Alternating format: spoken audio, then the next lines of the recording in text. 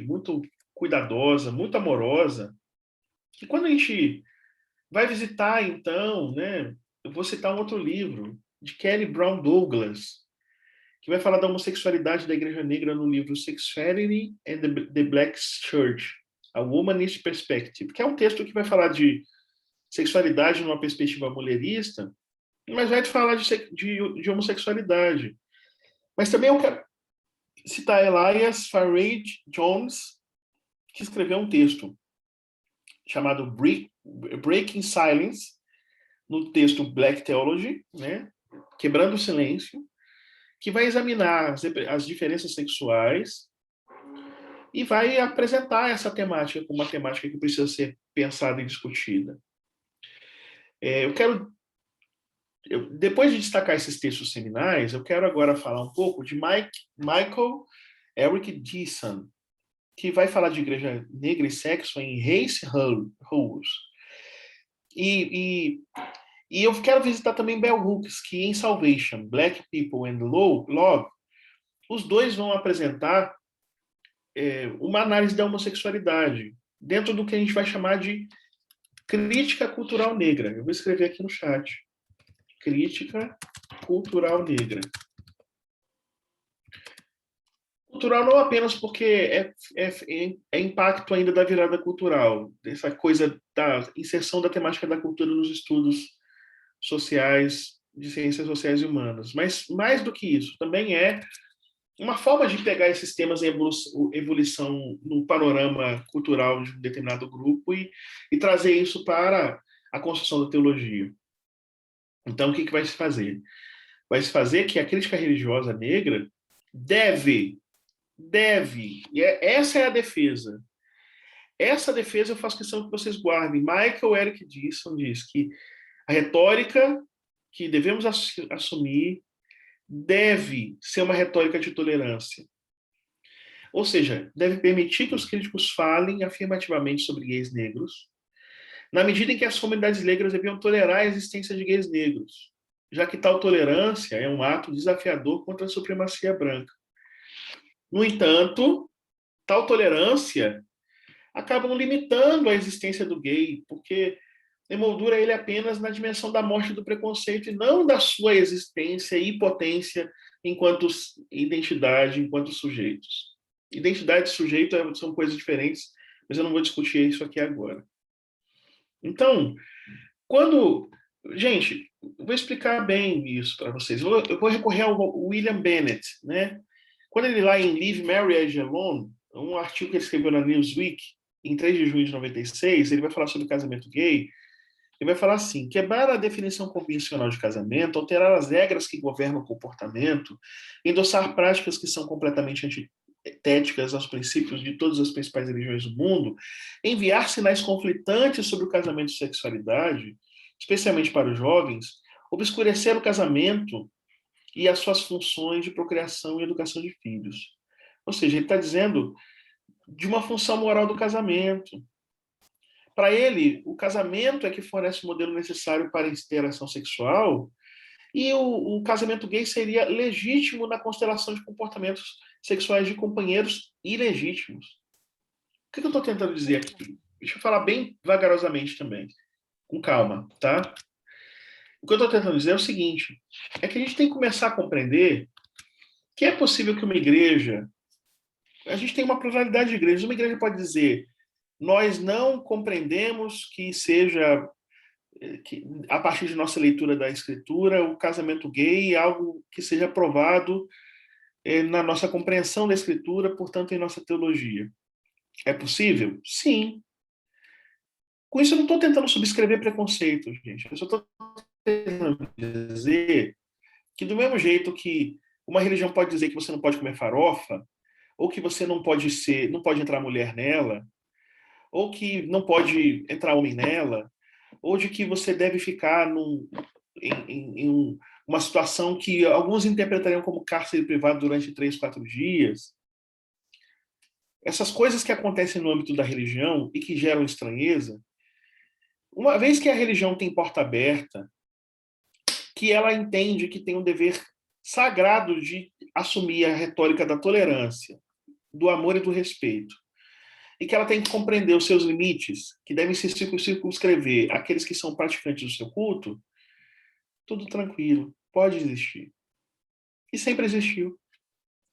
Mas a partir do momento em que o discurso se torna universalizante, em que isso determina se você pode ou não existir, em que isso determina o seu nível de dignidade, isso passa a interferir na sua vida civil, mais ainda, quando há diferença no interior dessas comunidades e a retórica é a retórica da intolerância, ou seja, de querer tirar o nosso direito de sermos como queremos, como podemos e como, de fato, acreditamos que existimos legitimamente no mundo, a partir daí nós começamos a lidar com o pecado. Por isso que eu estou dizendo para vocês que uma comunidade cristã pode acreditar que casamento gay não é legítimo? Pode. O que ela não pode é proibir, é querer fazer pressão e lobby para proibir casamento gay num país. E uma igreja pode ser contrária a casamento heterossexual? Pode. Nunca vi, mas pode. O que ela não pode é querer obrigar as pessoas num recorte social amplo a entenderem que elas vão para o inferno por causa disso. Ou seja, o problema das religiões é não saber que aquilo que nos regula, quando nós fazemos parte dela, pertence ao grupo dos que aderiram a ela. E não tem que ficar enchendo a paciência das pessoas com aquilo que faz parte da nossa escolha em relação à nossa crença. Logo, quem adota, ou quem é alguém que compreende teologia negra, e que compreende teologia negra nesse espaço de libertação, nessa dinâmica da libertação, percebendo a existência dessa intolerância que rege as igrejas, ele não vai tentar mudar a igreja para que a igreja pense diferente. Ele vai tentar mudar a prática da igreja para que a igreja haja diferente. Em relação ao que se pensa a comunidade cristã, ou se não for cristã, as diversas comunidades, elas podem ter pensamentos para regular a si mesmos de um determinado jeito, mas a violência não é tolerável porque ela é contra a lei, contra também aquilo que subscreve todas as religiões, a necessidade de harmonia, de diversidade. Então, a teologia negra da libertação, quando eu sou teólogo negro numa igreja conservadora, implica em dizer, por um lado, que eu tenho as minhas convicções e tenho respeito às práticas de uma determinada comunidade cristã, mas, por outro lado, meus braços, coração e mente estão abertos para acolher a diversidade em toda a sua potência. Ah, mas então se tipo, um casal LGBTQIA+, quiser que você faça o casamento na igreja, e é uma igreja que não aceita essa prática, eu não vou dizer para essa pessoa, mude de vida, não, você tem que se converter. Não, eu vou dizer para a pessoa, olha, há comunidades que compreendem isso de outra maneira e elas são também nossos irmãos. Olha essa comunidade aqui, você pode participar dela. Do mesmo jeito, isso significa liberdade de crença. É isso que se pensou quando se construiu o ordenamento jurídico, especialmente após a Revolução Francesa e a Constituição Americana, que colocou a liberdade de culto como base do seu ordenamento jurídico e constitucional. Correto? E é aí, gente, que a gente tem que pode falar, ô João, você não precisa pedir momento oportuno, não.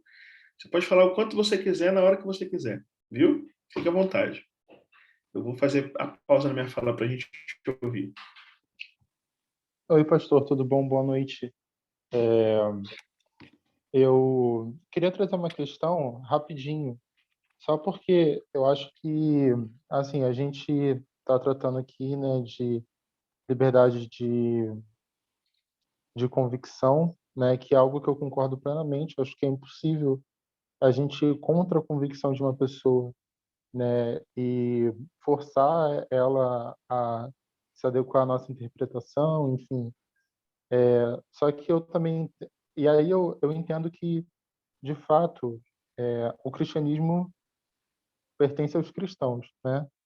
O que não pertence aos cristãos é Cristo. Cristo é, é patrimônio da humanidade. Mas a minha questão é mais no sentido de também reivindicar que a gente tem uma tradição, que a gente tem um texto sagrado, né? E que dentro dessa tradição, dentro desse texto sagrado, não existe brecha para poder fazer acepção de pessoas, né? E eu acho que para além, né, de reivindicar que a igreja precisa não tentar se universalizar, ou seja, a igreja precisa não tentar usar o bom português, cagar regra na sociedade, mas eu também acho que a gente precisa disputar até dentro da igreja, né? No sentido de, à luz do evangelho, né, reconhecer essa potência da diversidade, né? E não só reconhecer a potência da diversidade para fora da igreja, respeitando o culto dentro da igreja. Eu acho que o nosso papel enquanto cristãos, né, é evidente que é muito perigoso que essa disputa seja feita por outros setores, mas o nosso papel enquanto cristãos é fazer essa disputa também para dentro da igreja, para que a igreja se revisite dentro da sua doutrina, não só na sua postura em se relacionar com o resto do mundo. Fui claro? Ou eu fui Sim, meio turvo? eu só não entendi onde está a divergência, porque eu não discordo do que você falou, não. Qual é o ponto de divergência? É porque para mim me pareceu que você estava colocando como se a construção do discurso de respeito fosse um respeito que passasse por não poder revisitar. Não é que você disse que não podia revisitar, mas é que ficou me parecendo que você estava colocando como se essa construção desse respeito tivesse relacionada a como que a igreja ia lidar com a diversidade para além dos muros da igreja, né? Entendi, mas eu cheguei a dizer isso?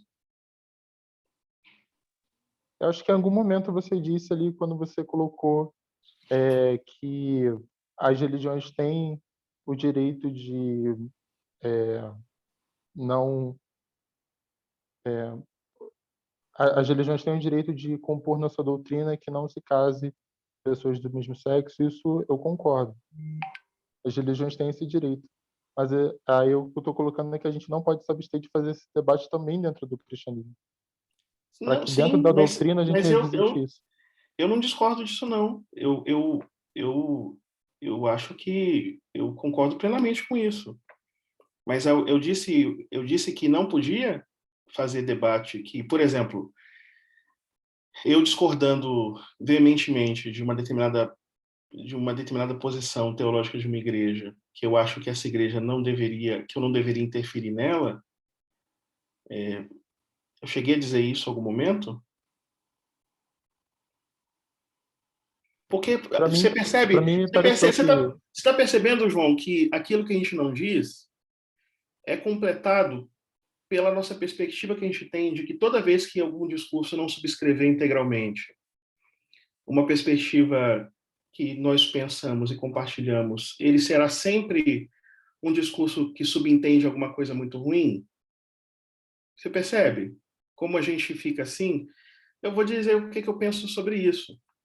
É um outro assunto esse, tá? Que eu ia falar logo em seguida, né? Quando o ponto de partida é a legitimidade das existências múltiplas, o que eu ia falar em seguida é que na possibilidade de existência diversa e múltipla, não há possibilidade de não haver interferências mútuas também, que vão refazer a história das comunidades de fé de forma tal que elas vão se reconstruindo. Vou dar um exemplo disso. Jesus, ele tinha um grupo, tá? A realidade dele é que ele tinha um grupo. e um grupo que tinha o seu ordenamento, o seu jeito de viver. E num determinado dia, está em Mateus 18, num determinado dia, os discípulos viram um grupo que não era do grupo deles, falando sobre o mesmo Jesus, mas em outro lugar, com outra dinâmica e com outras intenções, e até com outras práticas. E os discípulos falaram: Jesus, esses camaradas estão falando em teu nome ali, mas não são dos nossos. Vamos mandar fogo do céu para queimar esses caras? Aí Jesus disse assim: ó, não façam tropeçar os pequeninos. E ele chegou a dizer assim: quem não é por nós é contra nós. Jesus é o primeiro a compreender que as pessoas têm trajetórias. Essas trajetórias a gente pode discordar, mas a gente tem que respeitar as trajetórias. Quando alguém se torna homofóbico, quando alguém se torna é, de alguma maneira resistente às diversidades, resistente à solidariedade, essa construção é uma construção que, para ser transformada, Jesus apontou um caminho. O caminho, que é o amor, e ele usou a palavra amor por uma razão muito simples. Olha por que ele usou a palavra amor. Porque agapau, que é o termo grego para amor, ele tem o alfa privativo a, que significa não, e gap é uma raiz indo-europeia que em inglês deu palavras, mas em português não, que é um espaço. Então é não separar, logo é unir. A experiência de Jesus não é apresentar pessoas prontas, instruindo pessoas incompletas e erradas para que elas sejam transformadas. Essa é a experiência da intolerância. A experiência da intervenção, partindo da premissa de que o outro está errado e precisa deixar de estar errado, ontologicamente, é diferente da experiência da intervenção contra a violência executada. A violência, ela é uma prática. A construção da identidade de alguém é uma trajetória. Então, Jesus ensinou que quando você tem uma prática demoníaca, você reage e confronta. Mas quando você tem uma trajetória, você ensina. Por isso que ele contava tantas histórias. Por isso que ele fazia o compartilhamento cuidadoso, narrando e reexplicando como as pessoas pensavam para que elas pudessem compreender e assim redefinirem, porque demorou 20, 30 anos para se tornar o que eram. Então era preciso ter amor suficiente para se aproximar delas durante semanas, meses e até anos para que elas pudessem se refazer. Eu acredito nessa forma de construção, em que quando eu encontro com um grupo religioso radical, eu não acho, e não disse isso, e não concordo com isso, que a gente não deve interferir. Eu não falei isso, não. Eu pelo menos acho que não falei. Se eu até falei, vocês me desculpem, porque foi um ato falho, né? Como diz Freud, a gente tem atos falhos. O que eu penso é que a gente pode interferir. Mas antes de interferir, vamos entender que não vai ser numa posição desconfiada e de deslegitimação da crença alheia, mesmo que ela seja absurda, que nós vamos dar um bom começo. Mas é de estimular que, em comum, nós compartilhemos a tolerância e a compreensão mútua e o diálogo mútuo, a escuta e a fala, para a partir da escuta e fala nós possamos nos reconstruir mutuamente nas trajetórias. Então, esse segundo procedimento, esse segundo processo, que eu acredito nele, ele permite que a gente diga, olha, você vive assim lá dentro do seu grupo e não me interfere, você me trata muito bem. Mas olha o meu ponto de partida, eu penso isso que você faz assim, assado, assado, assado. O que você acha disso? Essa relação dialética ou dialógica, né? A gente tem que trabalhar ela de forma tal que a gente consiga compreender e compor uma relação solidária. Porque uma coisa eu vou te dizer, João Pedro, nós sempre lidaremos num mundo diverso com o diferente. E o diferente, dentro do nosso espectro de possibilidades, das nossas afinidades eletivas e também das nossas compreensões éticas, eles quase sempre são também considerados por nós equivocados. E o jeito de compreender que a gente pode melhorar esses diferentes, caso nós entendamos que eles estejam equivocados, ao criar um ambiente de tolerância e respeito mútuo, que é a primeira exigência, nas exigências, a primeira delas não é que ele aceite o que eu vivo e concorde comigo, mas é que eu tenha direito de existir e pensar como sou. Depois disso, conquistado, aí eu posso começar agora a construir na mutualidade uma maneira de me tornar melhor com ele e de ele se tornar melhor comigo, porque nós dois compartilhamos a miséria que nos perpassa a todos, que é a miséria da ilimitação e da incompletude. É assim que eu penso. Então, talvez eu esteja equivocado, não acho que isso está certo e está errado. Mas eu acho que essa reflexão é a reflexão que eu tenho que, compartilhando com vocês, talvez ajude, né? Talvez para alguém não ajude nada, mas talvez ajude alguém a encontrar uma maneira de sofrer menos, de se achar menos impotente ou de perceber que há um ponto de partida. Então, para mim, esse é o ponto de partida. O ponto de partida é, da condição que nós estamos, nós não precisamos de uma hora para outra fazer com que todos vivam a harmonia plena e a concordância absoluta. O primeiro ponto é estabelecer um regime de dignidade e de tolerância. E é o que a teologia negra prescreve, essa coisa de nós compreendermos, né? Eu falei isso agora mesmo, e falei com bastante ênfase, o que eu chamei de retórica de tolerância.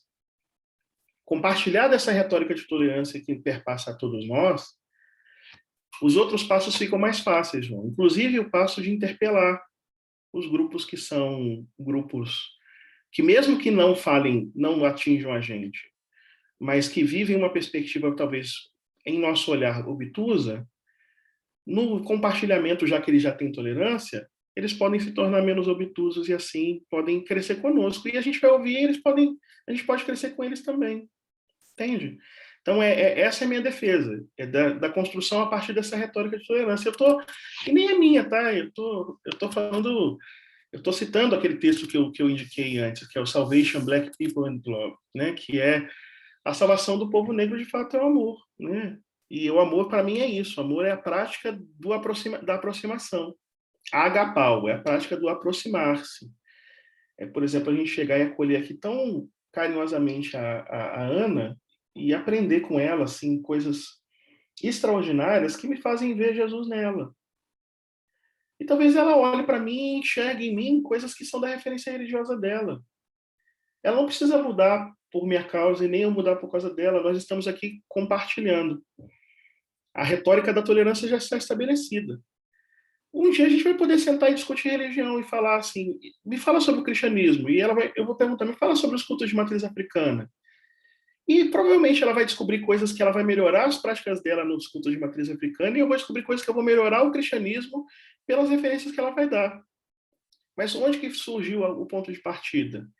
A opção pela não violência, a opção pela escuta, a opção pelo respeito ao lugar do outro, a construção do outro. Porque se eu começar dizendo, se ela começar dizendo sobre a expulsão de demônio, porque vocês expulsam aquilo que nós entendemos que é uma potência. Se eu começar dizendo sobre os ritos que alguns cristãos interpretam como mutilação, acabou o papo no primeiro dia. Porque eu estou entendendo errado o que eles fazem e eles estão entendendo errado o que eu faço. Mas se eu paro com isso e penso assim, poxa, vamos nos amar primeiro. Comecei pelo amor, pela compreensão de que o outro tem existência legítima, de que na comunidade dele ele pode vivenciar essas crenças, mesmo que para mim sejam obtusas, que ninguém deve ter o recorte do senso comum, beleza. Chegamos a esse acordo? Chegamos. A partir daí, como que é? A partir daí é aquela pergunta em que nenhum de nós está completo e nós nos completamos no caminho. E quem eu aprendi isso? Lendo Teologia Negra e também Jesus de Nazaré. Porque foi o que ele fez quando os discípulos perguntaram, vamos jogar fogo neles? Não. Quem não é por nós é contra nós. Se eles estão vindo aqui com a gente aqui, ó, não põe tropeço não, que quem põe tropeço é melhor colocar uma pedra de moinho no pescoço e cair no mar. O que significa essa pedra de moinho que põe no pescoço e cair no mar? Se eu estou caminhando no caminho e tem um trapézio, uma pedra de tropeço, escândalo, se eu pego essa pedra e jogo no mar, e essa pedra é a pessoa, o obstáculo do caminho não existe mais, e a pessoa não cai mais. Então ele está dizendo, sai da frente para o amor passar. Para mim é isso. Para mim, o jeito de conversar com os bolsonaristas, Para mim, o jeito de lidar com as pessoas que me olham com desconfiança por ser cristão nos ambientes que eu trabalho eu sou historiador, trabalho numa universidade. Para mim, a forma de lidar com os conservadores da Igreja Batista que me acham liberal, para mim, o jeito de lidar com aqueles que optam por um caminho de uma certa radicalidade que causa a mim, para minha vivência, algum tipo de estranhamento. O jeito de fazer com que isso seja possível como uma grande comunidade aquilombada é cantar Los Hermanos. E eu que já não quero mais ser um vencedor, levo a vida devagar, para não faltar amor. Essa é a minha opção. A retórica, que é essa retórica da tolerância. Depois disso, sim, interpele. Depois disso, compartilhe. Depois disso, critique. Depois disso, aponte as incoerências. Porque já há uma história construída de amor mútuo. Brian, eu preciso te fazer uma pergunta. Claro, querida. Porque tem tudo a ver com essa fala de João e com tudo isso aí que você está dizendo. Desculpa, eu não quero te interromper, não. É só para dizer que a fala de João é a fala que eu concordo integralmente com a dele. Eu não acho eu acho que a gente está falando a mesma coisa e eu cresço ouvindo o João, né? Como eu acho que o João cresce me ouvindo e a gente vai avançando. Continue, desculpe. Não, porque ele falou de acreditar nesse processo do diálogo, da fala sendo possível dentro desses ambientes, isso gerar uma possibilidade de mudança. O MNE tem na sua raiz esse propósito, né? Um diálogo para dentro das igrejas. E aí eu vou fazer a minha colocação pessoal. Eu estou num momento pessoal onde eu tenho dificuldade de lidar com a ignorância recheada de prepotência. Com a ignorância em si, né? Com aquele desejo de troca, de aprendizado, de ouvir o outro, não. Mas com aquela ignorância que a gente está vivendo nesse momento com muita presença, né, social. A ignorância recheada de prepotência e de não ouvir, né, de impossibilidade de diálogo, eu tenho muita dificuldade de lidar com ela, com essas verdades absolutas, né? Que a igreja está permeada delas, está cheia delas. Então, eu tenho entendido que tem sido uma das conversas que a gente tem tido, enquanto MNE, né? Que talvez o nosso diálogo precise estar muito mais focado nas pessoas nos desigrejados, né, que hoje são um número absurdo, que estão saindo das comunidades de fé justamente pela incompatibilidade com essas comunidades de fé, do que com as igrejas em si. Então, talvez a gente precise mudar o nosso foco. E aí eu queria saber como é que você enxerga isso, como é que você vê isso, seu ponto de vista a respeito disso.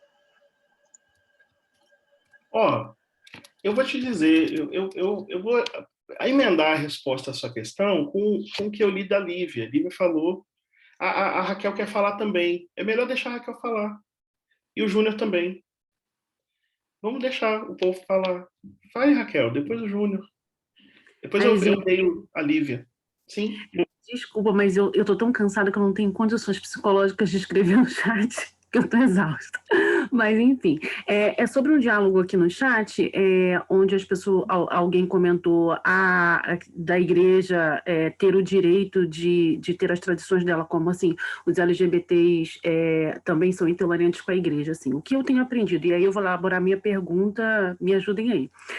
O que eu tenho estudado e aprendido sobre as questões LGBTQIA+, aliás, foi a partir do MNE. O ano passado o MNE fez uma oficina, e o nome, a Priscila me ajuda aí, eu acho que o nome era Textos de Terror, né? Umas coisas assim, onde o palestrante nos ajudava a compreender os textos bíblicos, né? E isso me marcou muito, aquela oficina foi muito importante na minha vida.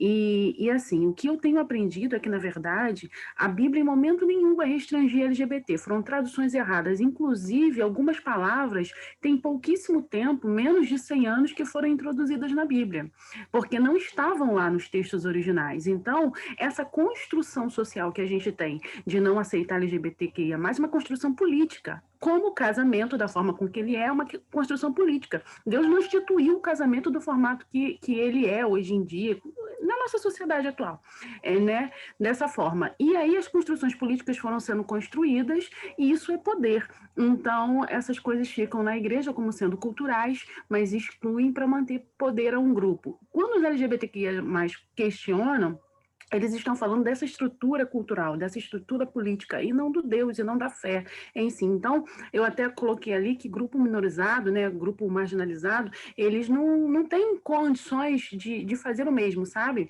Com o outro grupo que detém o poder político, entendeu? Que detém o poder. Não dá, porque senão a gente vai consolidar racismo reverso. Então, a minha pergunta é se esse raciocínio está certo, porque eu tenho muito pouco tempo que tenho lido a respeito. Eu acho que é isso. Ótimo. Vamos ouvir Júnior e João. Primeiro Júnior, depois João. Vocês me escutam? Boa noite, pessoal.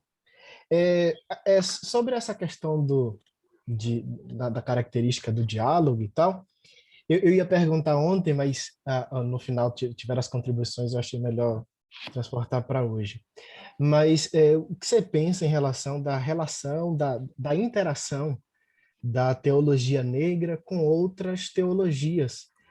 Quando a gente pensa a pentecostal, é mais natural pensar assim, até é colocado, de certo modo, em determinados contextos, como sendo também um modo de teologia negra, né, e tal.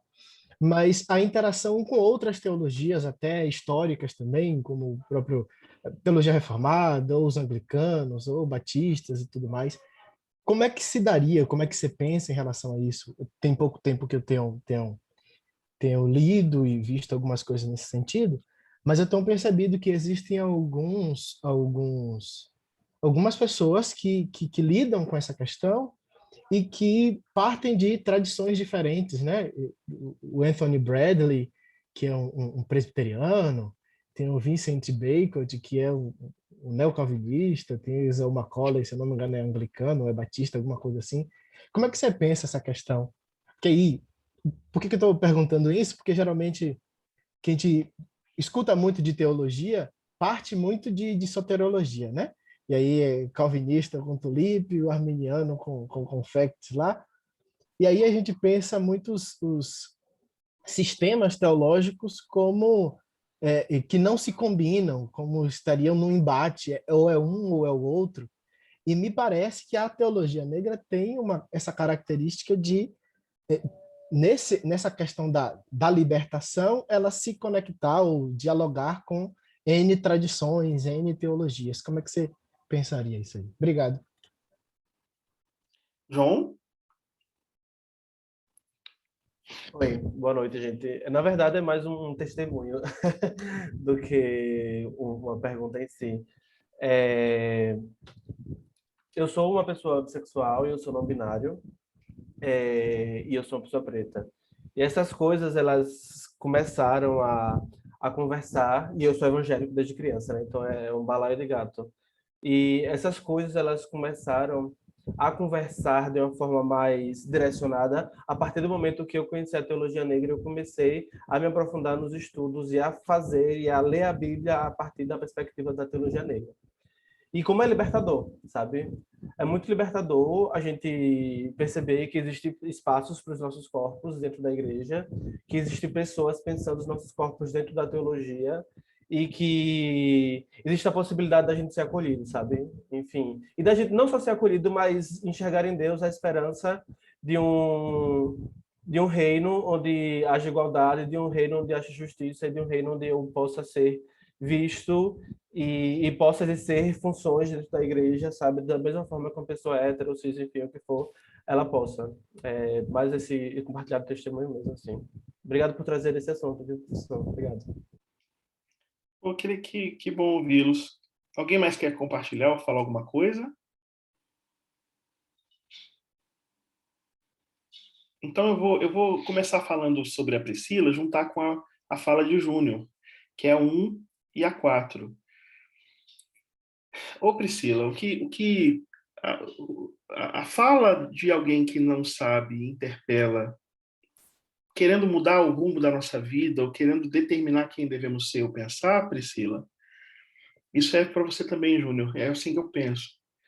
Ela já é intolerância, já é embutida de intolerância, porque é aquele indivíduo que sente que está tão empoderado com, às vezes, uma motivação religiosa, uma compreensão de si mesmo exaltada, que ele não entende que é preciso respeitar, por exemplo, as trajetórias. Quando a gente fala para conhecer o assunto, isso significa, para mim, respeitar trajetórias.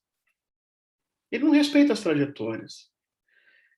E eu acho que você tocou num ponto que quando a gente está lidando com gente que as regras são diferentes, Priscila, porque é isso que você está falando. Eu acho que, se eu entendi bem o que você disse, você está apontando assim, enquanto o nosso caminho é o caminho do diálogo, da escuta, da cordialidade, a pessoa está lá construindo a tentativa de nos destruir, né? E como que eu não posso me defender, né? Aí o Júnior vem com uma reflexão que por que eu acho que a gente a gente deve compreender de forma diferente a fala que foi mencionada acima, eu não vou conseguir achar, daquela coisa da intolerância dos dois lados, que a Cíntia falou. Eu vou dizer por que a Cíntia tem essa percepção não é errada. Não que ela esteja precisa, em minha opinião, mas por que ela não é errada? Porque mesmo que você esteja comparando dimensões diferentes, tá? Dimensões diferentes, porque eu falei ontem, né? Às vezes a gente está comparando a montanha com o rato, com o ovo, né? A montanha com o ovo. E parece, olhando de longe, se você olhar lá da Lua, a montanha e o ovo parecem ter o mesmo tamanho, mas quando você se aproxima, você percebe que a gravidade de um assunto é muito maior do que o outro, do que a outra. Isso eu já emendo para falar do racismo reverso, que o racismo reverso é tentar comparar coisas incomparáveis, é tentar comparar alguém que não respondeu um cumprimento de um branco com uma história de escravidão que se perpetua na pobreza que vive durante 60, 70 anos um negro no Brasil, por causa da discriminação e das barreiras que são postas no caminho dele. Não é a mesma coisa, mas a percepção do senso comum, e por isso que funciona, ela precisa ser superficial, porque a superficialidade ela é a prova do desamor. Você quer descobrir se alguém não te ama, se alguém não te respeita, se alguém não te considera, é só perceber que a pessoa não te escuta, que a pessoa não procura os pontos em comum, a pessoa não procura riqueza e preciosidade no que você tem para dizer. E aí eu falo o que o Júnior disse. Falar dos neocalvinistas, falar dos pentecostais, e perceber nessa construção, encontrar a teologia negra, inclusive na teologia neocalvinista, é super possível. É possível e é necessário. Porque se a gente quer um mundo em que as pessoas se abram para a compreensão do que é de fato amor e misericórdia a partir de Jesus de Nazaré, o primeiro passo é fazer como Jesus fez. Quem Jesus fez? Ele discutiu, por exemplo, a teologia dos fariseus no Sermão da Montanha, mas ele conhecia a teologia toda. Tem gente querendo discutir teologia neocalvinista, dizendo que ela é equivocada, sem nunca ter lido a teologia calvinista, ou quer falar que a teologia pentecostal ela é uma teologia opressora, sem perceber nela os meios indiretos de expressão da vivência e da escrevivência dos negros e negras. Basta que a gente pare um pouquinho, Júnior, e em vez de fazer como fazem conosco, que é lidar com preconceito, se a gente se aproximar e escutar um pouco mais, e andar uma segunda, terceira milha, e começar a destacar pontos comuns, talvez nós consigamos, no meio do caminho, encontrar grandes amigos, encontrar grandes histórias de amor que nós vamos construir na relação harmônica com o próximo. Aí eu volto para a fala da Priscila. Desculpa estar misturando, mas é porque eu construí essa ideia de falar dessas coisas amarradas. Então, qual é o limite disso, Priscila? O limite disso é que tem que ter um mínimo comum, ou tem que ter um mínimo aceitável, que significa a consideração cuidadosa da nossa humanidade. Quando ultrapassa esse limite, a gente faz igual Jesus, a gente vai e vira as mesas dos cambistas.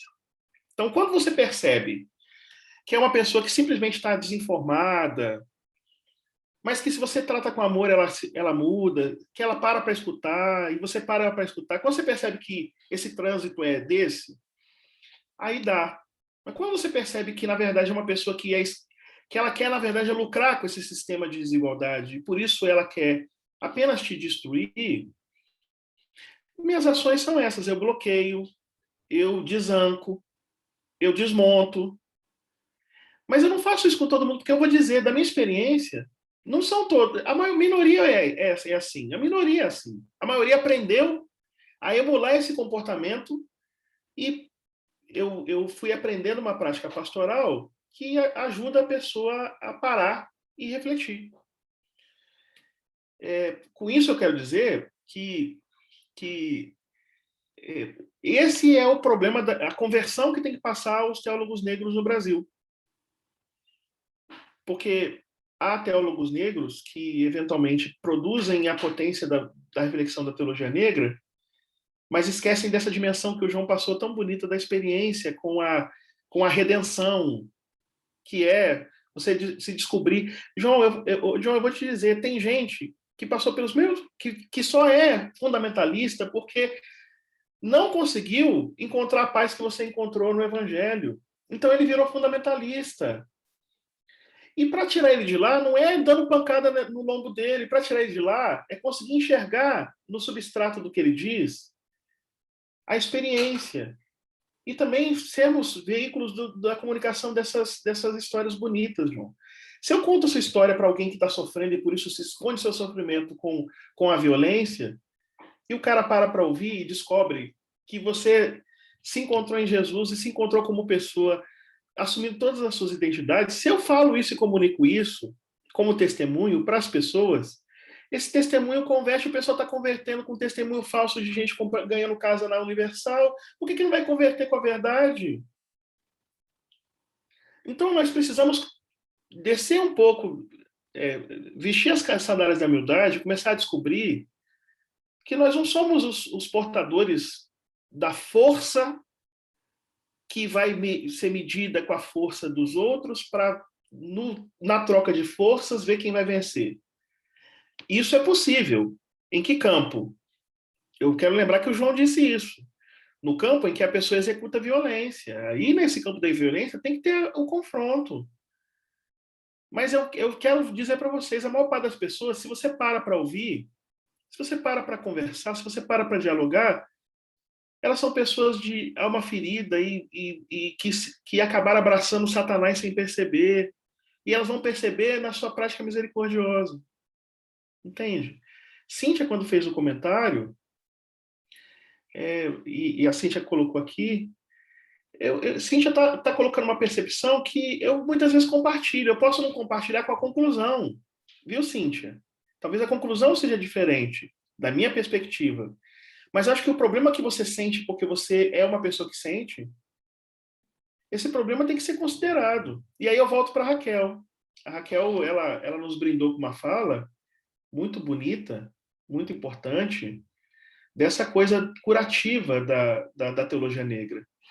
Essa dimensão curativa, se a gente perder ela, a gente perde a potência da teologia negra. Ela foi feita para curar a gente das agruras da escravidão e da supressão das liberdades. Então, qualquer coisa que aponte para a quebra desse paradigma da teologia negra, ela é um atentado contra a própria natureza da teologia negra. E eu quero dizer para vocês que a parte da construção da libertação é da teologia negra que eu percebo a potência, mas a parte da construção do caminho, por meio do caminho da paz e do confronto em favor do bem do outro, eu vejo isso muito em Jesus de Nazaré, né? Eu vejo isso em Jesus de Nazaré. Eu não quero cansá-los, não, mas eu posso contar duas historinhas da Bíblia? Vocês deixam eu contar? Duas historinhas da Bíblia? Rapidinho. Mas são historinhas que quase ninguém conhece, tá? Uma historinha da Bíblia é a historinha do filho pródigo. Quase ninguém conhece a historinha do filho pródigo, certo? Então vou contar a história do filho pródigo para vocês. Jesus estava com os seus discípulos e com os pecadores, dois grupos. E aí chegaram perto dele os fariseus e os escribas, dois grupos. E os fariseus e escribas perguntaram: por que você está, afinal de contas, por que você está comendo com os pecadores? É um embate de empate. Aí Jesus disse: um pastor tinha ovelhas que estavam lá pastando e foram postas no deserto, um grupo, e uma ovelha se perdeu. O pastor procurou essa ovelha, ela podia estar no norte, no sul, no leste, no oeste, no sudoeste, no noroeste, mas ela estava tão longe que se ela voltasse a pé, ela não ia suportar a caminhada, então o pastor trouxe nos ombros. A pergunta foi: por que você está comendo com os pecadores? E aí, quando chegou na terra com a ovelha que se perdeu, o camarada fez um churrasco com a ovelha e se alegrou com seus amigos, com aquela carninha bem tenra da ovelha, que ele tinha acabado de salvar, porque tinha achado a ovelha. Quero lembrar, a ovelha é comida, tá? E quando fala alegrar, regozijai-vos e regozijemo-nos e alegremos-nos, isso é metáfora no hebraico, no aramaico e por extensão no grego de comer junto, de celebrar junto. Porque a ovelha é comida. Ele está respondendo a pergunta. Aí depois Jesus chegou e contou a história de uma mulher que tinha uma moedinha, junto com outras moedinhas. Dois grupos. Perceba o esquema mental para decorar. Aí uma moedinha, enquanto ela perdeu a moedinha, ela foi lá, revirou a casa toda. E quando ela achou a dracma, o que ela fez? Ela chamou as amigas e gastou todas as moedinhas numa festa. Teve algum problema gastar moedinha? Não, porque dinheiro é para gastar. Teve algum problema comer a ovelhinha? Não, porque a ovelha é para comer. Nós entendemos que a gente deve dar função para as coisas que têm função e nos alegrar quando as coisas caminham nessa direção, na direção da plenitude e da realização daquilo para a vida humana. É sobre. Aí um pai velhinho, um pai já nem tão velho, mas tinha dois filhos. Aí dois filhos. Um filho falou que o pai tinha morrido, porque pediu herança. Quando o pai deu herança, ele ficou lá comendo ainda às custas do pai. Depois de um tempo, ele foi gastar com comida e com festa. Depois, ele passou a comer a comida dos porcos, porque não tinha o que comer. E aí ele teve a ideia genial de voltar para a casa do pai, porque lá ele ia ser tratado como um dos escravos. O pai não foi atrás do filho como o pastor foi atrás da ovelha ou a mulher foi atrás da moeda. Porque animal, a gente vai atrás porque ele é racional. Moeda, a gente vai atrás porque é coisa. Mas as pessoas são livres. Não tem que ir atrás. Mas a gente espera. E quando chegar, a gente está de braços abertos.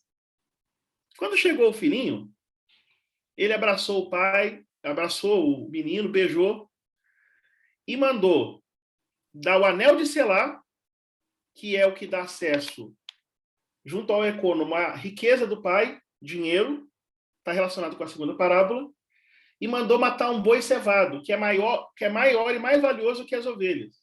Boi cevado. O que ele está dizendo? Ele está dizendo o seguinte: o irmão que ficou disse assim: eu não comi nenhum cabrito, e você, para esse seu filho aí, você deu esse negócio? Esse filho que ficou fez a mesma pergunta que fez os fariseus e escribas: por que você está comendo com esse pecador aí? Aí Jesus respondeu, eu vou parafrasear: olha só, meu filho, comida para comer e dinheiro para gastar. Para gastar para celebrar a vida. Porque ele estava morto e viveu.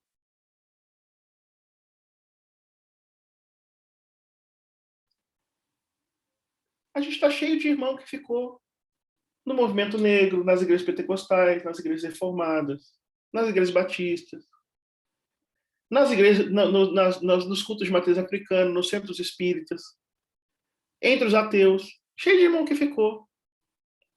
Que para eles a prioridade é conservar um depósito de carne sem comer e um banco cheio de dinheiro sem gastar. Porque eles inverteram a prioridade da vida. Teologia negra é colocar a vida de novo no protagonismo do que de fato deve ser vigente no mundo que a gente vive, na ordem divina. Então, antes de pensar em ter razão, a primeira ação que eu tenho que ter com as pessoas que pecam contra mim, se eu sou cristão, é a ação da misericórdia. Mas se ele for o irmão que ficou, eu tenho que dar-lhe o corte que o pai deu no filho que ficou. E a segunda historinha, eu não vou cansá-los, eu vou falar só ela rapidamente, é uma historinha que também ninguém conhece da Bíblia. Essas historinhas ninguém conhece, aquelas historinhas, é o Salmo 23. O Senhor é meu pastor, para mostrar que está na Bíblia hebraica. Nada me faltará.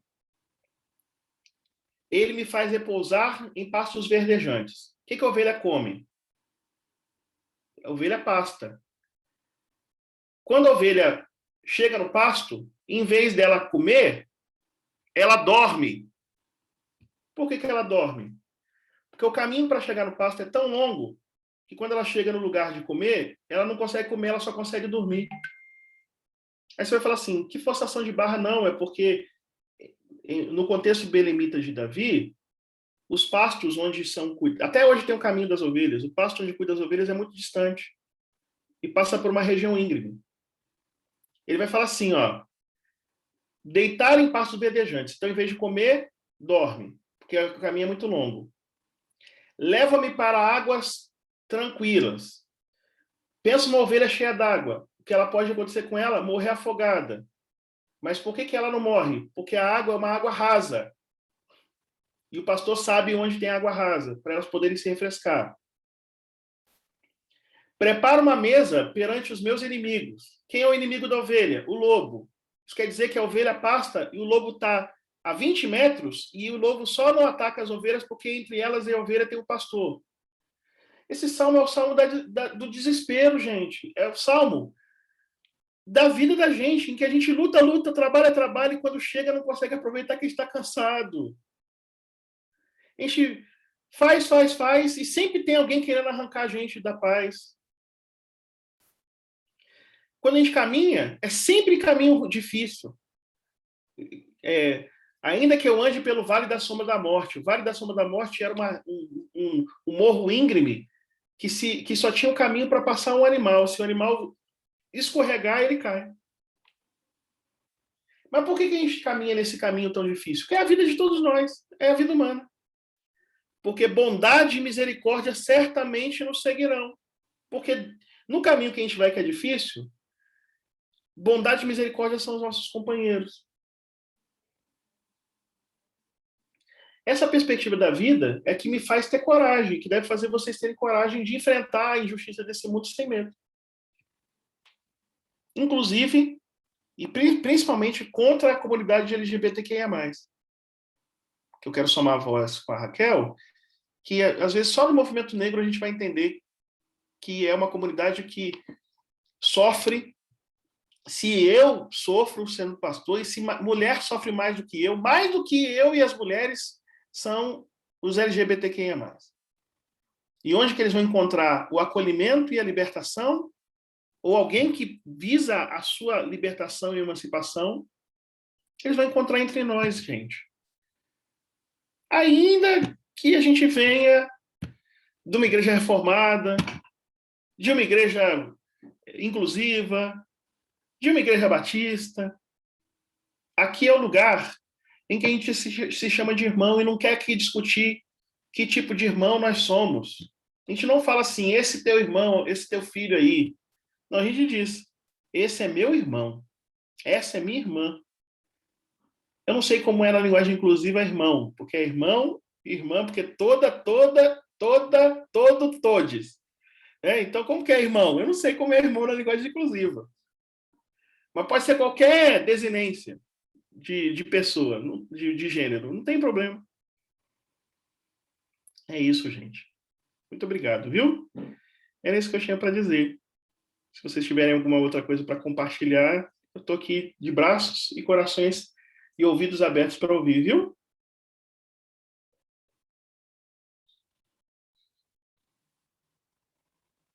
Opa, Lívia, por favor. É bom que você conte aquela história que você falou. Viu, Lívia? Pode falar. Oi, pastor. Tudo bom? Boa noite, gente. O caso que aconteceu, né, com meu amigo dele ficar nesse não lugar dentro de uma comunidade evangélica, assim como esse outro colega meu transmasculino, me faz muito refletir sobre essa questão do acolhimento dentro das igrejas evangélicas, porque parece que se você não encaixa naquilo que eles têm como que é certo ou errado, né, entre aspas, você não pode fazer parte daquilo. Então, o meu questionamento fica no seguinte: eles, né, devem amar, respeitar, mas parece que é assim, só se você agir conforme eu prego, como eu estou dizendo do que é certo. E aí acaba que essa questão de dizer-se tolerante e respeitoso se perde, porque não se abraça, sabe, essas pessoas. Eu acho que, assim, talvez eu seja muito inocente nesse sentido eu sempre falo isso quando eu converso com alguém, olha, antigamente as pessoas não faziam casamentos interraciais dentro da igreja, antigamente as mulheres não podiam, sei lá, usar calça jeans, calça, ou só podia usar saia. Será que um dia as pessoas vão ter essa capacidade de pensar que duas pessoas do mesmo sexo que se amam podem simplesmente estar dentro das igrejas porque elas estão ali buscando a Deus, sabe? Eu queria muito que as coisas fossem mais simples para todos, sabe? Que todos fossem realmente recebidos de forma amável, sabe? Que essas coisas que não deveriam ser motivos de impedimento das pessoas estarem dentro de um meio evangélico. E por essas e outras que, como a Priscila falou, né, eu estou desigrejada, né? Porque, assim, eu não compactuo com essas posturas preconceituosas de injustiça, sabe? Esse princípio básico de amar ao próximo, eu acho que quando não acolhe, né, a família LGBTQIA+, parece que está ferindo esse princípio básico, sabe? Amar ao próximo. É isso. Ótimo, concordo. Esse amor tem que ser estendido aos pecadores, né? Inclusive os pecadores que discriminam, no sentido de apontar um caminho para essa conversão. Como eu disse, Lívia, as pessoas têm trajetórias, né? Elas têm trajetórias. E para fazer uma construção sobre essas trajetórias, é preciso ser dessa igreja que você pertence, que é a igreja da justiça. O primeiro passo é, de fato, ter um coração sensível que não aceita essas coisas. Essa alternativa é uma alternativa válida e que todo mundo deve compartilhar. Mas o passo de amor é o passo de perceber, por exemplo, nesses espaços, que esses espaços construíram uma história de transigência, de intolerância, que para ser transformada, ela não será transformada da mesma forma que eles fazem conosco, que é olhando para a gente com um olhar de estranheza e de inaceitação. Então, quando eu não faço com eles o contrário do que eles fazem, eu somo força com eles para ficar em separação. Então, ser capaz, eu vou contar um exemplo para você entender bem. Tá, eu vou contar um exemplo, porque eu acho que com um exemplo fica mais fácil de entender como isso funciona na prática. Porque fica parecendo que é só papo de pastor que está querendo convencer as pessoas de que é bonzinho, né? Eu uma vez fui chamado para pregar na Assembleia de Deus Vitória em Cristo, né? Assembleia de Deus Vitória em Cristo do Silas Malafaia. Eu fui convidado para pregar 3 dias lá. E eu fui. Eu vou em qualquer lugar que me convida. Eu fui pregar. Tem um vídeo na internet. No primeiro dia que eu fui, eles queriam me oferecer um hotel, eu não aceitei.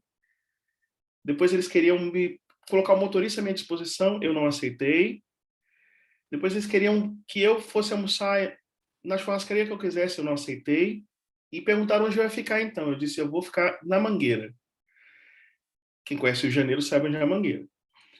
E perguntaram, como você vai para a igreja? Eu disse, eu vou de ônibus. E eu fui. Só que o culto era 7 horas. Aí eu fui 7 horas da manhã. E eu passei o dia lá, mapeando todas as subserviências, as incoerências, os afetos, o amor, a pavonice, a solidariedade. Na hora de pregar, eu não tinha só a mensagem preparada. Eu tinha a vida, uma vida que pulsava por amor por aquele povo. Aí eu preguei, o Silas não estava. O Silas não estava, tá? Um abraço, Irene. Foi ótimo também. Aí eu preguei. Foi um barulho tão grande do dia que eu preguei, que o Silas no outro dia foi e me chamou antes do culto, do sábado. E ele queria saber quem eu era. Ele me chamou para o gabinete. Aí eu cheguei lá, tinha lá caviar, tinha lá aquela mesa cheia de coisa, né? Aí falou, e aí, rapaz, qual é seu nome? Brian, não te conhecia, não. Ah, muito prazer, pastor. Como vai o senhor? Ele falou, de onde você veio? Eu disse assim, eu sou batista, da igreja tal. Me apresentei. Aí ele virou para mim e disse assim, você foi convidado aí, o pessoal te indicou, fiquei sabendo, eu vi sua mensagem ontem. Eu queria saber, assim, o que você pensa sobre ideologia de gênero? Aí eu falei assim, pastor Silas, é o seguinte, o senhor fala bastante sobre ideologia de gênero, mas o senhor não sabe absolutamente nada disso que o senhor está falando. O que o senhor está falando não existe. E fica até difícil da gente conversar e dizer que é protestante, crente, nos ambientes universitários por causa da sua ignorância, incapacidade de conhecer o assunto. O senhor não sabe do que fala. Vocês acham que ele respondeu gritando comigo? Não, não. Ele virou para mim e disse assim, Brian, eu não sei mesmo. Você pode me ensinar? Claro, pastor. Claro, pastor. Eu posso mandar os livros todos para o senhor e fazer um programa de leitura. Assim, rapaz, faz isso para mim mesmo, para eu aprender esse assunto. É porque eu falo isso porque ideologia de gênero o pessoal já sabe. Disse assim, mas pastor, isso aí não é muito honesto, né, pastor? Porque o senhor está inventando uma categoria que não existe para atacar um inimigo invisível, né? Então, pelo menos leia os textos. O senhor vai perceber que tem muita coisa boa. Quando chegou no domingo à noite, ele me apresentou, tá gravado, tá lá no site da Adverc, ele gravou, dizendo, assim, só faltou me chamar de profeta Isaías.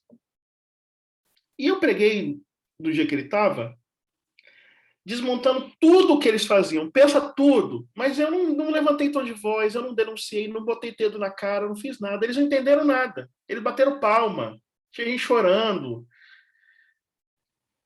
eles não entenderam nada, mas eles ficaram assim, que eu falei, gente, a gente tem que começar a ler o Evangelho e perceber, eu falei sobre uma parábola de Jesus. No dia seguinte, eu preguei de novo, a igreja estava lotada, pronto, eu já virei profeta da geração, né? Quando terminou, ele ficou me esperando e as pessoas queriam conversar comigo, eu fiquei 1h30 atendendo as pessoas, ele ficou esperando no gabinete com seguranças. Aí quando eu cheguei lá, ele me deu um pacotão de dinheiro, um pacotão assim de dinheiro, ó. Eu falei, esse dinheiro vai queimar na minha mão. Eu saí na mesma hora, peguei um táxi e entreguei o dinheiro todo lá na igreja, numa igreja aqui de Campo Grande, para eles construírem o berçário. porque eu sabia que essas estratégias eram para prender você quando eles virassem a chave e falassem que você é herege e não vale nada. Aí ele me pediu para escrever uma revista de escola dominical para a Advec, que ele publica. Eu escrevi uma revista sobre teologia da libertação. Do exílio à liberdade era o nome da revista. Era sobre teologia da libertação, e eles aprovaram. Eles só não publicaram a revista porque eu pastoreava em Campo Grande, que é a terra da milícia de Bolsonaro.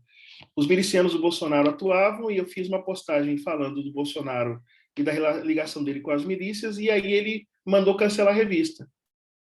Mas ele nunca paga ninguém, ele deve a muita gente. Mas ele me pagou. Porque ele tinha medo de eu colocar a revista num site de graça que eu disse que eu ia fazer. Porque eu não queria receber o dinheiro. Você acha que eu quero ganhar R$2.000 dele? R$3.000 dele? R$15.000 dele? R$20.000 dele? O que eu queria era isso que eu estou falando para você, Lívia. Era isso que eu queria. O quê? Em vez de ter a justa indignação apenas, e eu tenho, era ter, além da justa indignação, a capacidade de chegar para as pessoas que, em minha compreensão, estão cometendo o pecado do racismo, da homofobia, da intolerância, e falar para eles como Jesus falaria, de forma clara e corajosa. E ficou tudo bem. Ninguém me matou, ninguém me comprou. Tá tudo bem. É isso. Tá lá, vocês podem ir no YouTube, coloca Brian Kibuka, vai aparecer a mensagem lá na Advec. Eles não tiraram, não. Tá lá. Ok, gente? É isso. É assim que a gente vai mudar. E até hoje tem gente da Advec, que pede para mim oração, que diz para mim que morreu gente de Covid, que pede auxílio, que pede palavra, até hoje. Até hoje. O nome disso é amar o inimigo e orar por quem persegue. É o caminho de Jesus. É isso, gente. Espero que vocês sejam ricamente abençoados e que Deus fortaleça as mãos de vocês. Tá bom? Obrigado, gente. Priscila, é com você, viu? Eu não sei se eu deixei uma pergunta de responder, mas espero que eu tenha respondido todas. Alguém quer falar alguma coisa? Eu achei aqui, gente. Vou compartilhar o link aqui com vocês. E a gente tem que assistir isso, pelo amor de Deus. Como é que você conseguiu essa façanha? Em 3 mensagens. Em 3 agora. mensagens. Eu vou em qualquer lugar. Eu vou. O Júnior tá aqui ainda? O Júnior foi embora? Eu já preguei na igreja que o Júnior era. Né? Pergunta para o Júnior se eu chego atrasado, se eu fico cobrando para pregar, se eu vejo alguma coisa errada e não falo. Pergunta para o Júnior. Júnior, assim, eu não preciso nem... É só cavar. Cava onde eu fui e veja lá. Vai ter gente que vai me odiar muito. Por quê? Porque quando é para falar e apontar onde está o desamor, eu aponto. Aí tem gente que não gosta.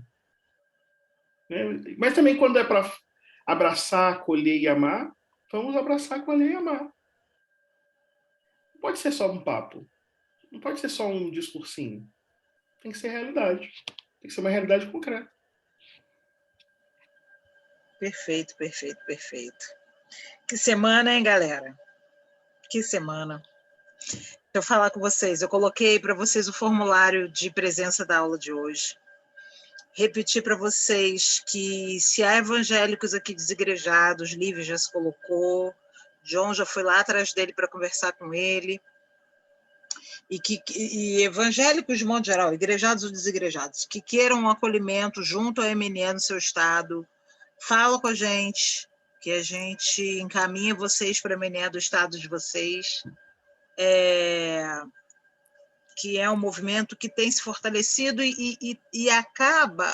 A nossa função é realmente esse combate de práticas racistas, mas o que tem acontecido é que a gente tem prestado muito acolhimento, não é à toa que, por exemplo, aqui no Rio de Janeiro, a gente acabou tendo que formar um grupo um GT de saúde mental.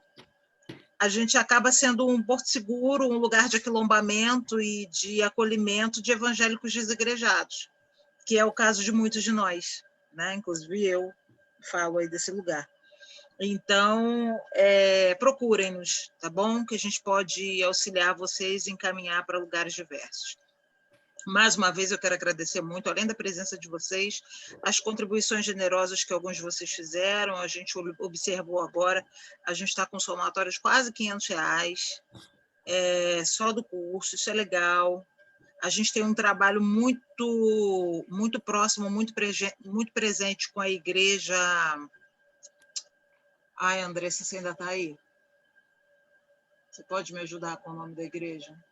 Igreja Relevante do... Igreja Relevante, perfeito. Com a Igreja Relevante, eles atuam em áreas muito carentes da nossa cidade e desenvolvem um projeto de levar comida mesmo. Agora eles estão com um projeto de um mercado solidário. Então, certamente, parte dessa contribuição a gente vai lançar para esse lugar. Vamos conversar até com o Brian também, se ele quiser ceder para algum lugar a contribuição. Enfim, é só agradecer a vocês por essas contribuições maravilhosas aí que vocês fizeram. Raquel, me ajuda se eu estiver esquecendo de falar alguma coisa. Dizer para vocês que até amanhã, prometo, eu vou estar colocando lá para vocês o link das aulas no Facebook, no YouTube. A gente vai estar lançando para lá. Meninas do GT de Educação, o cérebro já está falhando. Me lembre se tem mais alguma coisa a ser dita. Priscila? Tem MNEM BH, tem de Minas, né? Fala, Kel. Então, só para lembrar, gente, assim, eu não sei, a Priscila já deve ter falado em algum momento, que esse é um evento da agenda do MNE que a gente programou lá muito anteriormente, tá? E ele está dentro da agenda dos 21 dias, tá? Sim. 21 dias, você quer falar? Posso falar. Existe, esse movimento, ele está mais forte aqui no Rio de Janeiro, né, Raquel? Apesar de existir em outros estados. Ele está mais forte aqui, esse ano foi internacional, e assim, está muito bonito. Há um movimento, não sei se todo mundo conhece aqui, são os 21 dias de combate ao racismo. Não é religioso, ele é geral, né? Ele é para todo o movimento negro, de forma geral. Como a Raquel colocou, hoje ele é um movimento internacional. E essa agenda é aberta para todos os movimentos sociais que quiserem incluir programações nesses 21 dias, que vão de 1º de março a 21 de março. E esse evento faz parte da agenda dos 21 dias de combate ao racismo. Tá? Então, fiquem atentos a essa agenda também. Eu vou até compartilhar o link da agenda lá para vocês. Tem programações maravilhosas, lives espetaculares em diversas áreas, de saúde a administração, direito, diversas áreas. Eu acho que é isso. Só agradecer, o link do formulário está aí. Agradecer muito ao Brian. Brian, eu não vou falar hoje aqui, mas ainda vamos te procurar essa semana para a nossa conversa indecente, que o MNE quer ter com você.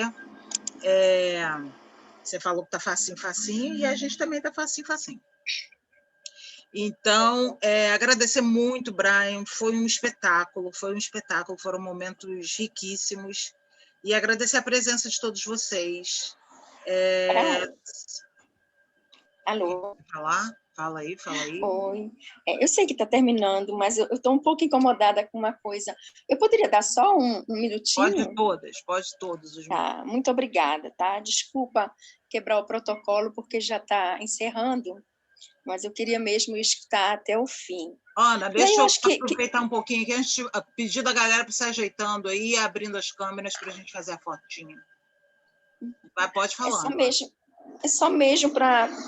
Acho que a gente tem que desconstruir uma fala, porque é a questão que foi colocada aí com a questão da rejeição dos irmãos evangélicos que chegam, né, no movimento negro e que são olhados com determinados olhares e sendo discriminados porque achando que vão chegando batendo, e que a maioria das pessoas são de matriz africana. E aí eu tenho que discordar disso. O movimento negro, a sua maioria, não é de matriz africana. a maioria do movimento negro, eles são professores, doutores, sem religiões, mulheres de luta, evangélicas, católicas, kardecistas, sem religião, tem candomblé, enfim, elas vêm de vários locais, né? Não é verdade que a maioria é de matriz africana, pelo contrário, as sacerdotes, sacerdotisas começaram a entrar com o movimento negro exatamente pela questão deles se sentirem, de uma certa forma, não representados em algumas religiões, e por sermos de uma tradição negra, tribal, e que também nós não fazemos escolhas de pessoas, né? Nossa tradição, todo mundo sabe, é um pouco mais aberta do que outras tradições religiosas, então eles se sentiram acolhidos, mas a grande maioria não é de matriz africana, e não é por isso que recebe os olhares, ou talvez a rejeição. Eu acho que problemas são vários, e a gente tem que, de repente, tentar mudar essa fala. Desculpa, né? Eu estou um pouco mesmo discordando do que foi colocado lá, porque o movimento negro ele é mais amplo, ele é bem mais amplo, e não, a sua maioria não é de matriz africana, apesar de que, quando você chega a alguns ambientes que você olha aquele colorido, aquelas mulheres negras vindas de turbante, e está enraizado que todo mundo que usa turbante, na maioria é de matriz africana, também não é uma verdade, né? Então, isso me deixou um pouco de incômodo, né?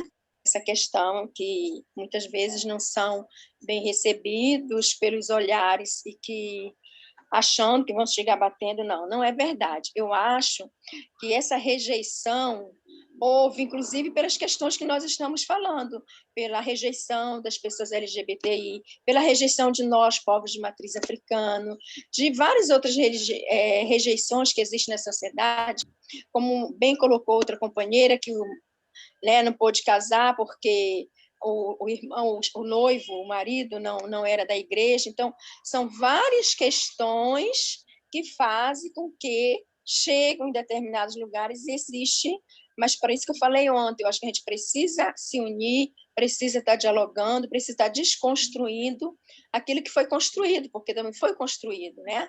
Como eu falei ontem, as nossas casas são violadas, as pessoas se colocam evangélicas, mas nós sabemos quais são as igrejas que estão dentro dessa situação, e nós sabemos muito bem as igrejas que há anos vêm caminhando, né, dentro de uma luta, dentro dos seus dogmas, sim, nem todas as vezes que uma religião tem um dogma quer dizer que tem que ser aceito por todos, né? Mas não é verdade que a maioria é de matriz africana, e por isso que existe essa rejeição. Eu acho que isso tem que ser mais dialogado e desconstruído para que nós possamos caminhar melhor e mais unidos, né? Também acho que essas questões todas hoje postas na sociedade é muito novo, de diálogo dentro das igrejas e até mesmo dentro dos terreiros.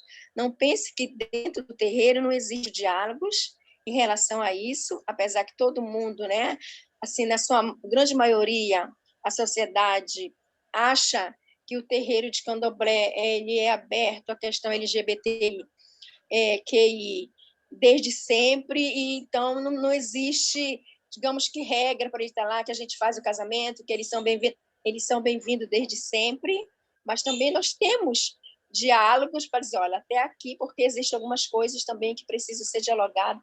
Isso eu acho que é muito novo em todas as religiões, o diálogo da questão do aborto, o diálogo da questão LGBTQI, e acho que é amplo, complexo, entendeu? E eu acho que tem que ser dialogado, inclusive, com as duas partes. Eu, como sacerdotisa, por exemplo, eu defendo um pouco a Igreja Católica, só no único sentido. Eu acho que é novo o diálogo, eu acho que as religiões têm que abraçar a todos com carinho, com respeito, com o diálogo, mas também acho que quem está chegando tem que vir dialogar, mostrar as dificuldades, mostrar tudo aquilo para que a gente chegue a um senso comum, porque o casamento, quando foi dialogado, era por uma questão civil, e eu acho que tem que ser mesmo tem que ser casados, receber todos os direitos. Quando chega no lado religioso, aí eu acho que tem que ter um diálogo de entendimento dos dois lados, do sacerdote, da igreja, porque a gente não pode chegar e dizer assim, não, isso é racismo e vamos quebrar isso, porque existe toda uma história, existe toda uma história e existe todo um... Fugiu agora a palavra. Que é difícil de quebrar essas barreiras, né? Fugiu mesmo a palavra agora. Oi? Seria cultura? Seria cultura a palavra que você está procurando? Não é cultura, não. Não é cultura, fugiu agora. Sinceramente, fugiu. Os seus dogmas, né? Os seus dogmas. Então, eu acho que é uma coisa séria o dogma de cada religião e tem que ser dialogada, entendida, né? Eu acho que o primeiro passo é qualquer religião, qualquer sacerdote abraçar, acolher, abençoar, respeitar, né? Eu acho que esse é o primeiro grande passo. E aí as outras situações eu acho que tem que ser dialogada.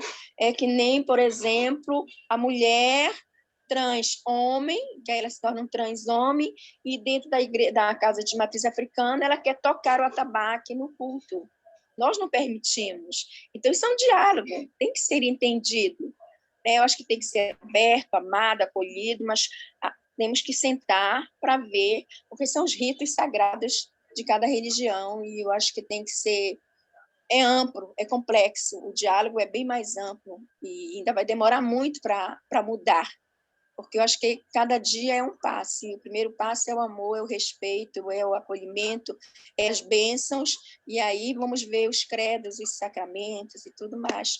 Eu acho que é lento e a gente ainda precisa dialogar muito para desconstruir alguns paradigmas. Obrigada. Vamos à foto, queridos? Quem puder abrir câmera aí, vamos lá. Momento fotinha.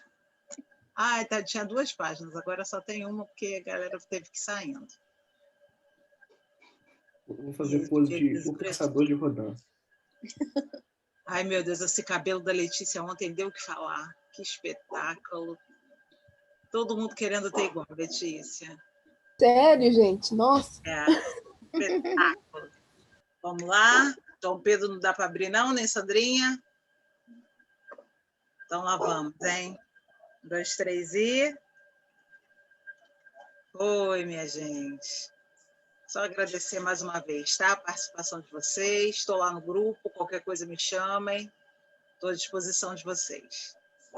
Brian, mais uma vez, muito obrigada. Obrigada, Brian. Obrigada, gente.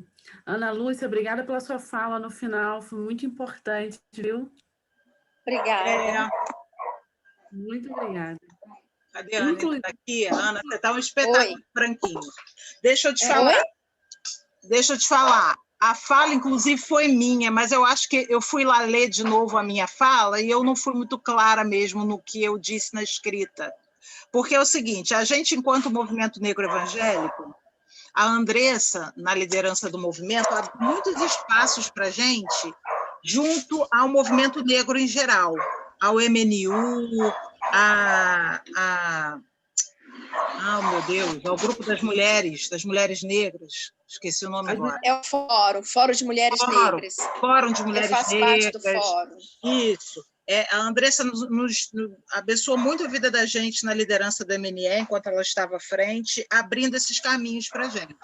Só que quando a gente chegava nesses espaços, a galera olhava para a gente um pouco torto.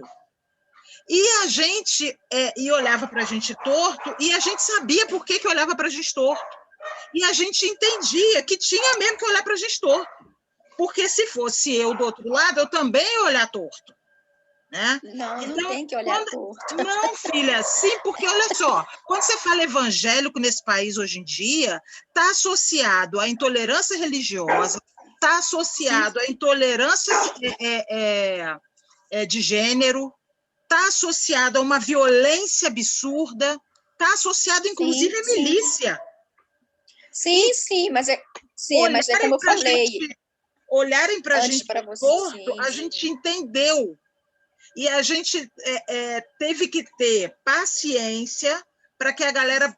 Primeiro, porque hoje em dia, quando a gente diz que é evangélico, a gente tem que fazer um... Como é que a gente brinca, Kel? Que primeiro a gente tem que fazer um testamento. Olha só, eu sou evangélico, mas eu não sou do Silas Malafaia, eu não sou intolerante, eu não sou... Sabe? Porque, infelizmente, ser evangélico hoje em dia se tornou sinônimo de todas essas coisas ruins. Então, a gente foi cativando esses espaços, abrindo, mostrando quem a gente era, e naturalmente, as pessoas se abriram para a gente também. Sim, então, é isso que eu fiz falar para você. Eu sou do Fórum de Mulheres Negras, entendeu? E o MMU, por exemplo, em Caxias, uma das mulheres é a Leninha, eu acho, né? Que é evangélica. E dentro do fórum tem muitas mulheres evangélicas. Dentro do fórum tem muitas mulheres evangélicas. Eu arrisco a dizer para você que tem mais mulheres evangélicas do que sacerdotisa. Eu conheço todas as sacerdotisas e outras pessoas que não são sacerdotisas, mas são da religião, e grande maioria de mulheres evangélicas no fórum. Por isso que eu falei, a gente tem que desconstruir, porque nós sabemos quem são essas pessoas. Nós sabemos quem são elas, de onde ela vem. Entendeu? De que igrejas, e eu falo igrejas eletrônicas, elas pertencem. Porque, infelizmente, o nosso país compactua com isso, sim. Sabe? Hoje é vendido, infelizmente, para um grupo, eles não vendem, a fé não é para ser vendida, a fé não é para ser comercializada. E eles hoje só vendem materialismo. Materialismo, racismo, intolerância, e aí nós não podemos receber isso e sair disparando para todos os outros irmãos que são os evangélicos, assim como os outros irmãos evangélicos não podem trazer para si. A gente tem esse entendimento. Então, ontem, quando eu falei que nós precisamos estar juntas e dizendo, olha, eu não compactuo dessa situação, mas é a igreja, e eu digo uma igreja é quando aquele ministro, aquele pastor vai até um encontro, até uma caminhada junto com a sua família religiosa. Entendeu? Ontem eu até, inclusive, falei que eu sou um pouco radical, por exemplo, quando apenas um pastor... Aí, não, olha, eu sou do bem, eu não concordo com isso, eu vou aí na sua igreja e vou fazer isso. Ele sozinho é ele. Quando vem ele e todo mundo junto, aí sim e aí eu vou falar de um caso, não sei se alguém aqui acompanhou, desculpa por causa do horário, a questão do padre... Deixar só a galera à vontade, viu, gente? Que o curso em si já acabou. A gente está aqui só no momento fofoca. No momento... o padre Fabris Melo, quando ele fez aquela encenação toda, né, na sua missa, e para mim foi tão feio, não só o desrespeito dele para nós, religiões de matriz africana, quanto a postura. Para mim, a postura dele de corpo naquela missa foi terrível. E aí, o que ele fez? Eu não estou sabendo dessa, não. Eu não estou sabendo. Uma coisa, Ana Lúcia, primeiro para explicar a história toda, e depois tem gente pedindo para entrar em contato com você, você pode deixar seu arroba aí no comentário para o pessoal depois que Sim, deixo sim. Então, o que ele fez? Numa missa onde tinha quase 1 milhão de pessoas, ele começou, e me surpreendeu muito, que era um padre que eu gostava, porque eu gosto do sacerdote, não porque ele é um sacerdote, mas como ele leva seu sacerdócio, entendeu? E aí eu estou falando de todas as religiões, né? E aí ele começa a falar das religiões de matriz africana, e ele começa a tem o padê, traz que eu como, o frango eu coloco embaixo do braço, assim, com uma falta de respeito, e o seu corpo também, com uma falta de... né? E aí, depois que todo mundo caiu e entramos na justiça, ele foi pedir desculpa e foi no terreiro, e aí me chamaram, mãe, o padre vai lá pedir. Eu falei, não, mas eu vou sair da minha casa para ir lá para a casa do meu irmão, para ver o padre de óculos escuros pedir desculpa para 5, 6 sacerdotes? Não. Agora, se ele convidasse esses sacerdotes para ir à sua igreja, onde tinha 1 milhão de pessoas, e lá ele se fazer retratação, aí sim. Ele fez isso aí via seria internet? Uma retratação. Ele fez, está na internet, deve estar na internet ainda, porque foi muito falado, saiu nos jornais. Ah, tá. Então a palhaçada ele fez via internet, a desculpa ele fez no escondidinho. Aí, quando fez lá, disse que ia pedir desculpa, saiu também na internet a questão da desculpa, e aí ele veio aqui em Nova Iguaçu. Para mim, não me representa, a desculpa dele não é real. Porque quando você faz um desrespeito desse a uma tradição religiosa milenar, antes mesmo da tradição religiosa dele, então, quando ele faz toda essa falta de respeito, ele tem que pedir desculpa, se é que ele, né? Da mesma proporção que ele fez. Entendeu? Da mesma proporção que ele fez. Então, assim, eu acho que esse é o momento de nós, religiosos, dizermos, olha, somos filhos do mesmo Deus, temos formas diferentes de pensar, temos formas diferentes de agir, mas cuidamos da mesma comunidade, somos tradicionais, nós somos resistência. Né? Da mesma forma que foi colocado em algum momento e mal interpretada quando nós falamos que todo evangélico, negras e negros, deveriam ter respeito às sacerdotisas de matriz africana.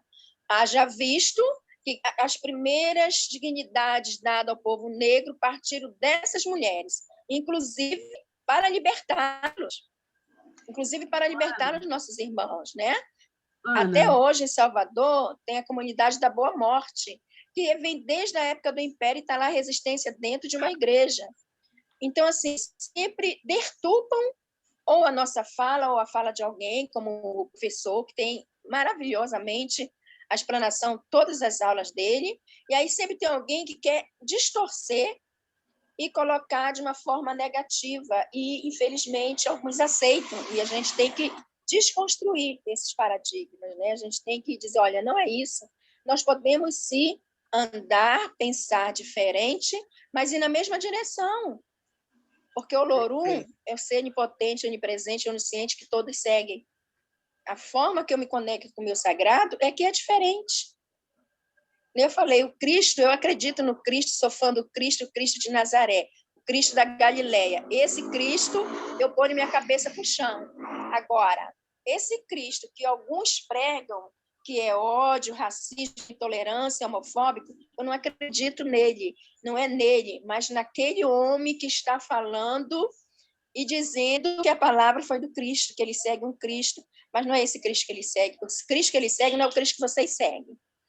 O Cristo de Nazaré é o Cristo de amor, de humildade, de respeito, entendeu? E eu acho que a gente tem que trazer esse Cristo para a sociedade, entendeu? Eu acho que você, parabéns por esse trabalho foi maravilhoso. Se puder, quero participar novamente de outros cursos. Ana, acho que é dessa falando forma. nisso, aquela que já vai abusar. Você bem que podia falar um dia para a gente, assim, numa palestra. Raquel já tinha pensado a mesma coisa, sobre cosmogonia, sobre cosmogonia africana. Mas a gente pode até algum momento marcar isso, sim. Eu só não vou prometer para vocês agora, principalmente nesse primeiro semestre, porque eu estou, né? E, enfim, muitas atribulações. Mas podemos conversar sim. Oba! Pois não? Raquel, né?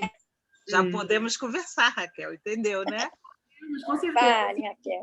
Ela está na sintonia comigo, é o mesmo espírito, é uma ligação. Mas olha só, a Andréia está com a mão levantada e eu não sei se ela quer falar. Eu não vi.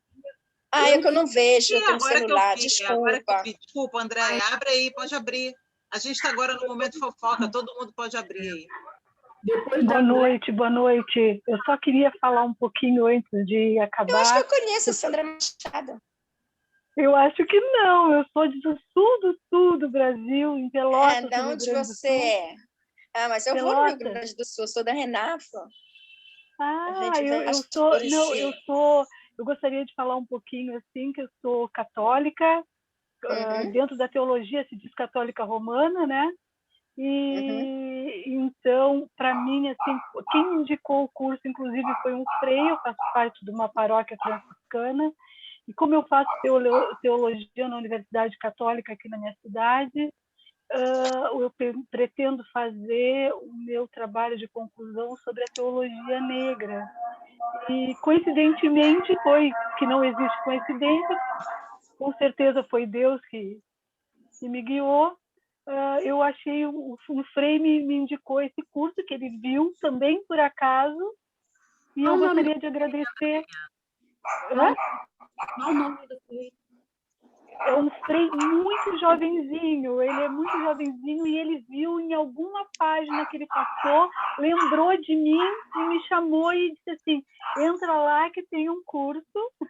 E aí foi assim, vocês publicaram e eu entrei e já me inscrevi. Eu falei Igor Halp. Também ele é de Santa Catarina, até está aqui na nossa paróquia, mas é de Santa Catarina.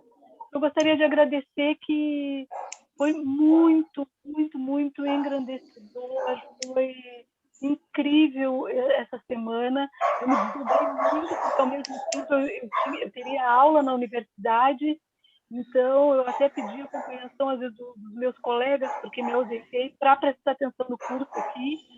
E foi o que eu gostaria de agradecer, assim, que o pastor Brian é incrível mesmo, o conhecimento que ele passa, a leveza que ele passa, com que ele passa para a gente. Eu me desconstruí muito essa semana e que vocês saibam que daqui saiu uma católica muito diferente.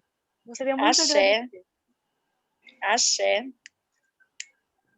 Coisa linda, gente. Pois, Andréia, se você puder escrever para a gente lá nas redes, eu gostaria desse retorno, quem quiser dar, importante para a gente. E aí, depois da Andréia, também eu queria falar com a Ana Lúcia, que quando você articular com a Priscila esse... E, aliás, serve para a Andréia também, que é uma teóloga. Quem é Priscila? Quem é Priscila? Sou eu. Ah, tá. Inclusive serve para a Andréia também, ou Priscila, porque é uma teóloga em formação católica, né? Então já cata a Andréia também. Mas com a Ana Lúcia em especial, o que eu queria pedir é o seguinte, Ana, eu quero te trazer uma demanda pessoal. A minha família é dividida entre evangélicos, católicos e espíritas, como a família de todo brasileiro é mista, né? E aí, o lado mais evangélico, ele tende a ser um pouco mais progressista, principalmente para a questão LGBTQIA+, do que o lado candomblé. Então, a sua fala foi muito perfeita, porque eu falo isso com o pessoal aqui do MNE, acho que eles nem acreditam mais em mim, tanto que eu falo que, por incrível que pareça, a minha família, por parte do candomblé, eles adoram os homossexuais, desde que não sejam da nossa família. Então, os LGBT... Desculpa o riso, né? Sofrem horrores. E a minha irmã é mãe de santo. E ela passa maus passos para intermediar. Né? E aí, na busca de tentativa de auxiliá-la nisso, eu faço postagens. Câmera agora porque eu tô com os coquinhos na cabeça. Espera aí, quem está falando aqui comigo? Ah, tá. Sou eu Não, é que porque tô falando, Raquel. Eu abri a câmera agora porque eu tô com os coquinhos na cabeça e já estava pronta para dormir, por isso que eu não abri na foto.